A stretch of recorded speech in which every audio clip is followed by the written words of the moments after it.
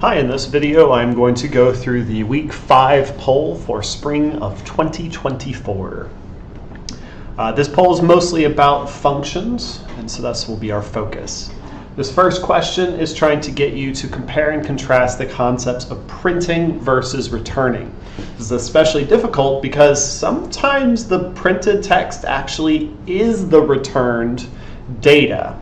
But the main purpose is just to get you to think about data as kind of this tangible thing that gets passed in and out of these functions' isolated environments. So that's kind of the point of a function, is that it creates an environment for an analysis that occurs that is at least somewhat isolated from the rest of R. So for instance, inside of a function, if I create data, it doesn't occur outside the function unless it is returned. Now, printing is kind of like a separate route. Printing is the concept of sending text to the console. So, for example, in this question, the function fun_a manually prints x and returns the values x plus 1. So what will actually happen is when you run this, 1 gets passed as the value of x. It enters into the function. X is printed, so 1 appears in the console. Then x plus 1, so 2, gets sent to the x outside of the function. However, that data is then assigned to out, and you never see it. Not in this scenario. So the only thing that's printed here is 1, and that's because it's manually printed. In fact, all of the following examples, they all start off with printing the value of x. They all have 1. In them, unless I guess they have an error, but none of them do. In this next question, it then does not tell R what to do without, and one of the behaviors that we have talked about is that R by default prints most forms of unassigned data. So here's you assigning that output. When it gets stored into out, that doesn't itself trigger printing of the values inside of out, so it doesn't print 2. However, here, just saying the name of an object without telling R what to do with it, the default behavior for most objects is to print those values. Not for all, but for most. So both 1 and 2 will be printed. 1 because of this line of code, so it gets printed every time, and 2 because of this line of code. This last example of this series, we call fun_1, so 1 gets printed yet again. Then we return the values 1 plus 1, except once that data has been returned, we haven't told R what to do with it. And R's default behavior when it is provided just loose data is to print them. And so both get printed. In this next question, it's having you kind of think through this concept of objects existing on the outside, possibly, but not necessarily, overlapping in name with objects on the inside of a function. So in this situation, we have the function which contains 2 different arguments, one with a default value, some math, and then we return the output of that math. We do not return the object z. So after you run all of this, there is no object z. In fact, the only objects after running this are y, set to the value of 10, and the object, which is the function fun_b. So when you run this, y is 10 on the outside, and then I am passing to fun_b the value 10. And that's because from the outside of this function, y just stands for the value 10. That then gets sent to the function, and since we've only listed a single argument, it becomes the x value. Very challenging behavior, especially as students just learning.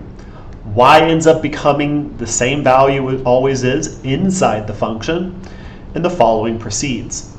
So the answer to this question ends up being, 10 plus 4 squared, so that's going to be 26.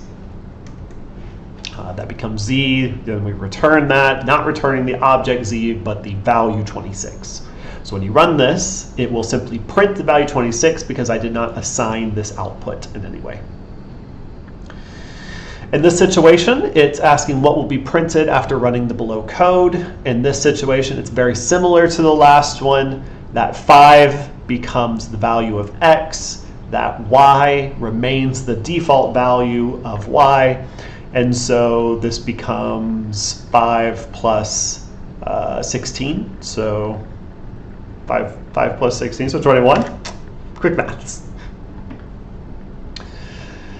Finally, this last example, here I am saying that, pass Nolan, you jerk. So here I am overwriting the default value of y. I'm saying that inside the function, y will now equal 2.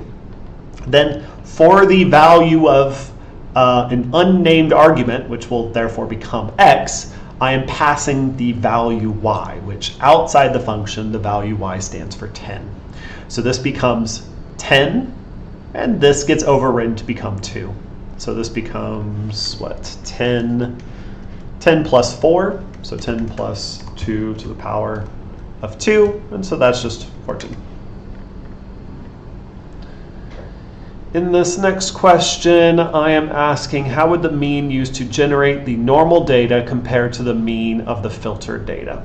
So here is the data.